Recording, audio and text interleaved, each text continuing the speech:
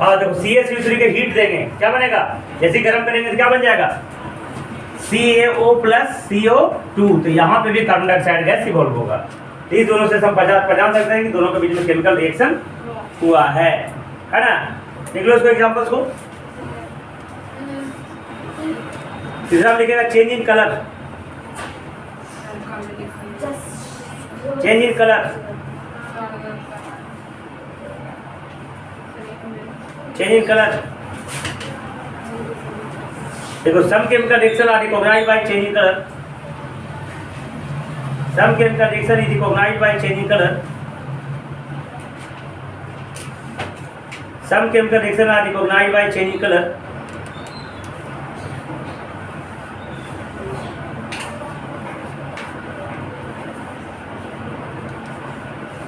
change in color।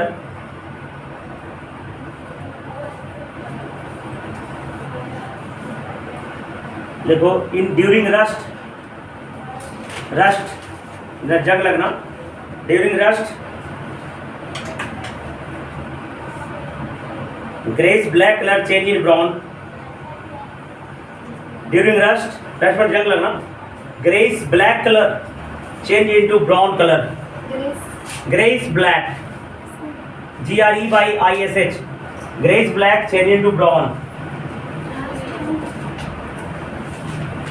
और लिख देना इधर देखो CuSO4 copper sulphate plus Zn, ये बन जाएगा तुमको ZnSO4 प्लस Cu, ये हो जाएगा ब्लू रंग का हो जाएगा, और ये तुम्हारा व्हाइट रंग का हो जाएगा।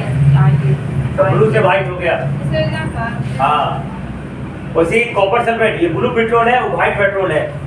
अब देखो CuSO4 कॉपर सल्फेट प्लस अगर Fe लगा देंगे तो बन जाएगा FeSO4 प्लस Cu, है ना। ये भी तुम्हारा ये ब्लू पेट्रोल है और ये ग्रीन पेट्रोल है, फिर सल्फेट ग्रीन पेट्रोल हो गया, यहाँ भी चेंज इन कलर हो गया, है ना। समझ गए क्या। और इस तरह चौथा में लिख लो चेंज इन स्टेट, पांचवा में चेंज इन टेम्परेचर,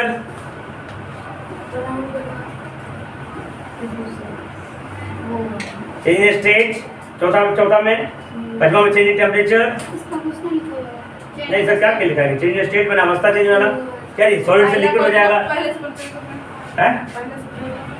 पहला में ये है फॉर्मेशन ऑफ प्रेसिपिटेट, दूसरा में इवोल्यूशन ऑफ गैस, तीसरा में चेंज इन कलर, चौथा में चेंज इन स्टेट, पांचवा लिखो change in temperature, change in temperature. देखो according to change in temperature, change in temperature, according to change in temperature,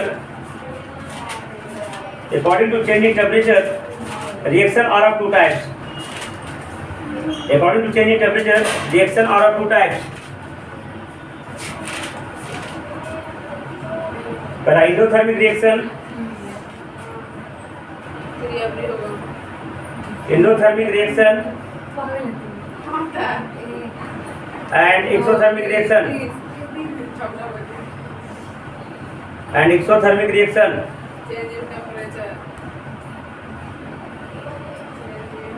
endothermic reaction लेके जाओ,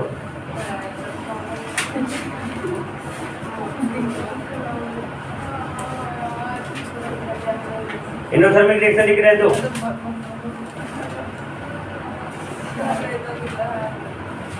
देखो the reaction in which, the reaction in which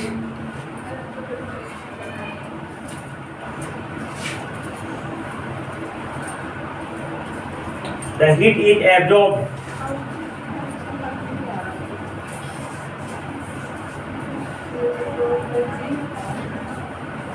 the heat is observed is called endothermic reaction,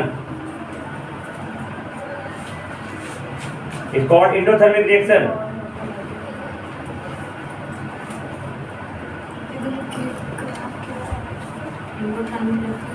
example लिख लो BaOH whole 2, BaOH whole 2,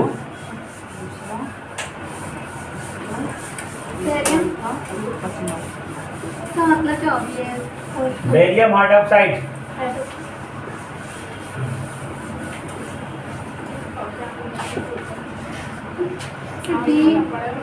BaOH whole 2 barium hydroxide dihydroxide भी होता है। Plus ammonium chloride NH4Cl dihydroxide NH4Cl। देखो ये plus minus क्या बन जाएगा BaCl। ये प्लस हीट कर देना जी, इंडोथर्मिक होगा मतलब इधर हीट प्लस हीट होगा, ठीक है। एक्सोथर्मिक में राइट साइड में हीट होगा, तो क्या बन जाएगा ये हीट ऑब्जर्व हो जाएगा जी। तो BaCl2 प्लस क्या बनेगा बेरियम क्लोराइड और बनेगा अमोनियम हाइड्रोक्साइड NH4OH हो जाएगा, ठीक है। ये इंडोथर्मिक, जब भी रिएक्शन ये तीर के निशान के पहले हीट रहेगा तो इंडोथर्मिक रिएक्शन होगा, और अगर तीर के निशान के बाद अगर हीट होगा तो एक्सोथर्मिक रिएक्शन हो जाएगा। अगले को exothermic reaction,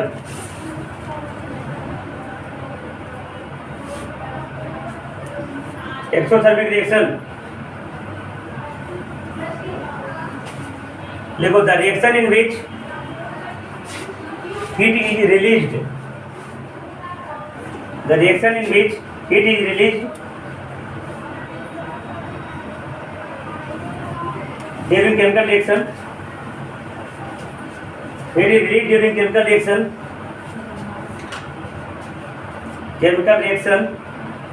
is called exothermic reaction,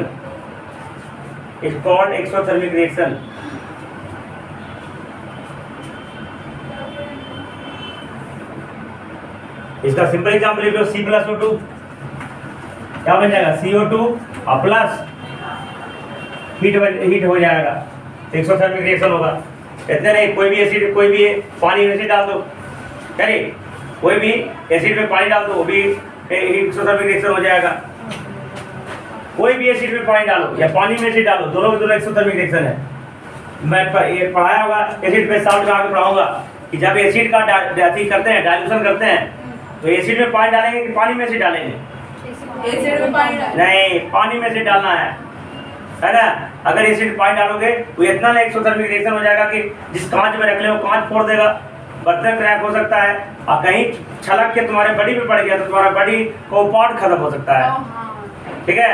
इसलिए पूरा पानी में हल्का हल्का धीरे से, तेजी में नहीं, धीरे धीरे एसिड जो है गिराया जाता है, तब जाकर डाइल्यूशन गिराता है।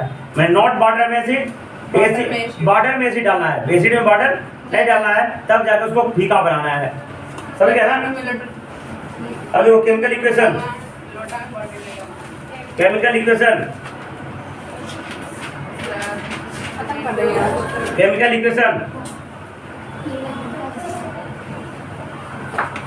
देखो chemical equation is the method, is the method by which chemical reaction is represented. Chemical equation is the method by which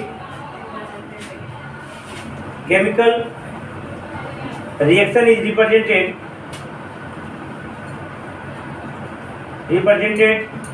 using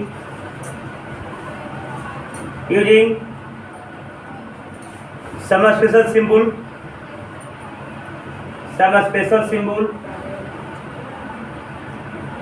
symbol of element, some special symbol का comma, symbol of element, symbol of elements, element और formulas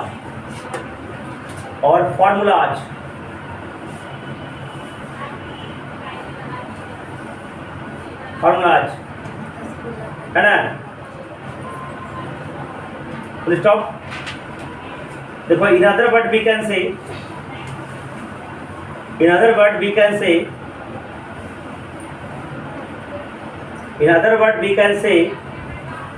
the shorthand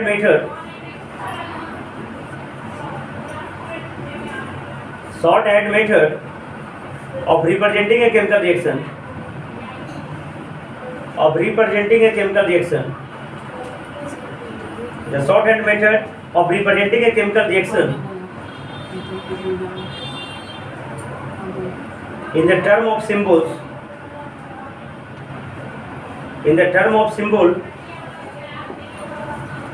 and formulae, देखो formula का पूरा formula होता है, याद रखना FORMULA, ये सिंगुलर है, इसका प्लूरल FORMULAE होता है, फार्मूला ए, ठीक है। तो फार्मूले of different reactant and product, of different reactant and product, of different reactant and product is called chemical equation, chemical equation, chemical equation। Example लिखेगा Zn plus H2SO4 plus Z बन जाएगा, ये plus plus minus ZnSO4 plus H2 gas. तो देखो ये special symbol हो गया, ये आयरोहेड हो गया, ये सबको स्पेशल सिंबल्स बोलेंगे। ये तुम्हारा क्या है, एलिमेंट का फार्मूला हो गया, एलिमेंट का ये हो गया, ये तुम्हारा कंपाउंड का फार्मूला हो गया, ये स्पेशल सिंबल हो गया आयरोहेड, ये स्पेशल सिंबल हो गया जो कि गैस को दिखा रहा है। क्या दिखा रहा है? इसके देखो ये जो है इंफॉर्मेशन है, ज्यादा इंफॉर्मेटिव नहीं है, ज्यादा इंफॉर्मेटिव नहीं है, ठीक है। किसी भी इक्वेशन को ज्यादा इंफॉर्मेटिव बनाने के लिए हम बहुत सारी चीज को रिप्रेजेंट करते हैं। इसके ऊपर लिख देंगे कोई कैटलिस्ट, जब किसके ऊपर हीटे दे रहे हैं गर्म, तो हीट दे देंगे, हीट में भी अगर लिख देंगे इतना डिग्री सेंटीग्रेड पे कम कर रहा है, इतना पता चलेगा। इसके बाद इसमें इस थोड़ी पता चल रहा है कि रिएक्शन कितना देर में होगा, टाइम का ही पता नहीं चल रहा है, कहाँ हो रहा है ये भी पता नहीं हो रहा है, जेनर का कितना पार्ट रिएक्शन में भाग लिया ये भी पता। इसमें बहुत सारी त्रुटियां हैं। इसको इन्फॉर्मेटिव बनाने के लिए टेम्परेचर इसमें ऊपर डाल दिया जाता है, प्रेशर डाल दिया जाता है, कौन कैटलिस्ट का इस्तेमाल किया है उसको इस्तेमाल किया कर दिया जाता है, और सबका स्टेट ये जिंक शेड है ना, तो लिख देंगे एस, एस लिख देंगे सॉलिड हो जाएगा।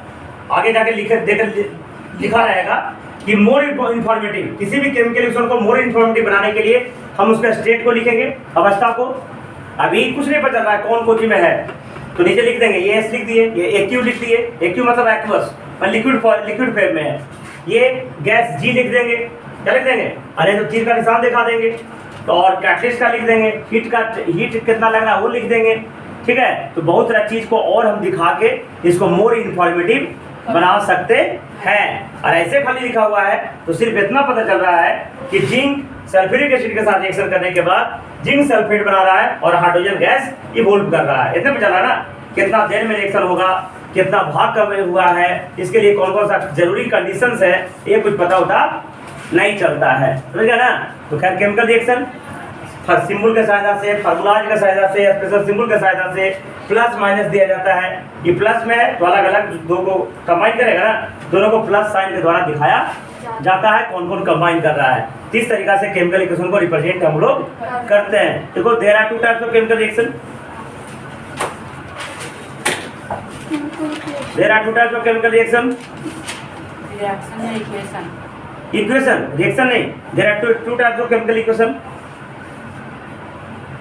केमिकल इक्वेशन पहला balance chemical equation, there are two types of chemical equation. पहला balance chemical equation, chemical equation, दूसरा unbalance chemical equation.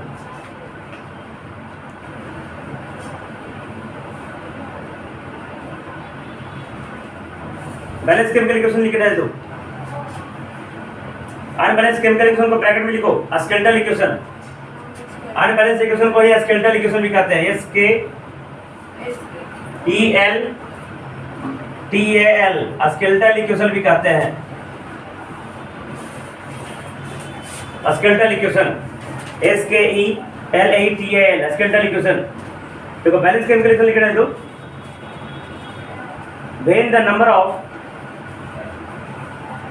when the number of atoms presented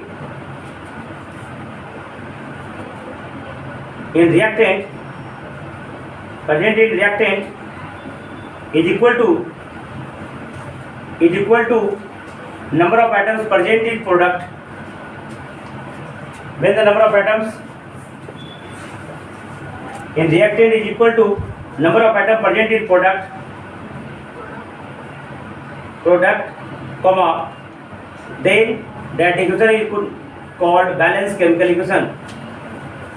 Then that equation is called balance chemical equation. जैसे example लिख देगा, देखो Mg plus O2 बन जाएगा MgO, इधर 2 लगा देंगे, इसका 2 लगा देंगे, बैलेंस केमिकल इक्वेशन हो गया। देखो CaO प्लस CO2 बन जाएगा CaCO3, ये बैलेंस केमिकल इक्वेशन हो गया। 2m plus O2 ठीक है 2Mg plus O2 2MgO CaO plus CO2 COCO3। देखना number of atoms in reactant equal होगा number of atoms in product, इसको बैलेंस। और अगर बैलेंस केमिकल इक्वेशन नहीं है तो बैलेंस हम करेंगे according to law of conservation of mass, है ना। किसी भी रिएक्टेंट्स में जितना मास भाग ले रहा है बनने के बाद प्रोडक्ट का मास भी उतने होना चाहिए। ये नियम दिए थे जॉन डाल्टन साहब और भी अलग अलग जो वैज्ञानिक थे, उसके अनुसार से अगर कोई केमिकल इक्वेशन अनबैलेंस है तो हमको उसको बैलेंस करना है। सर हाँ CaCO3 लाइमस्टोन है। लाइमस्टोन नहीं, उसको कहते हैं कैल्शियम कार्बोनेट, लाइमस्टोन भी बोल सकते हैं। लाइमस्टोन है चूना पत्थर, और उसके बाद मार्बल का भी एक फार्मूला होता है, एक सेल का कवर का एक फार्मूला होता है, संगमरमर का भी, मार्बल तो बोलिए दिए, हाँ उसका एक फार्मूला होता है। हाँ लिखो unbalance chemical equation, unbalance chemical equation.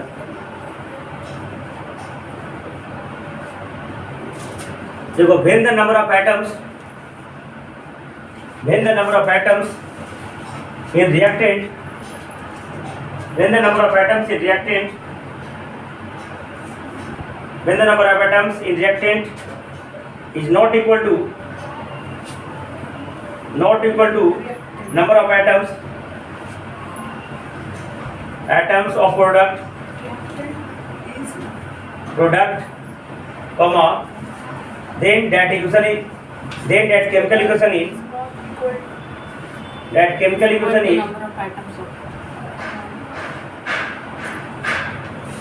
is called unbalanced chemical equation.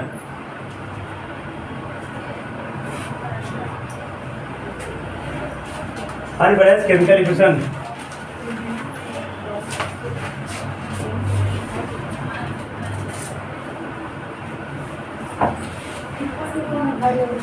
जैसे तुम्हारा देखो KClO3 है, KClO3 हीट दिए तो KCl प्लस O2 बनेगा, ये अनबैलेंस केमिकल इक्वेशन है। देखो इधर ऑक्सीजन 3 को है, इधर ऑक्सीजन 2 को है, ये अनबैलेंस केमिकल इक्वेशन है। इसको कहते हैं पोटेशियम क्लोरेट, क्या बोलेंगे? ClO3 बने क्लोरेट, पोटेशियम क्लोरेट, ये बन जाएगा potassium chloride plus oxygen gas, तो अनबैलेंस केमिकल इक्वेशन है, ठीक है। और अगले क्लास में बताएंगे हम अनबैलेंस केमिकल इक्वेशन को बैलेंस किस किस तरीके से किया जाता है, क्या क्या तरीका है बैलेंस करने का। हीट एंड ट्रायल मेथड है, और हीट एंड ट्रायल मेथड के बाद एक अलजेब्रिक मेथड भी बताऊंगा जिससे आसानी से तुम केमिकल रिएक्शन को बैलेंस कर लोगे। और ये बहुत इंपॉर्टेंट एग्जाम के लिए तुम्हारे बहुत इंपॉर्टेंट है।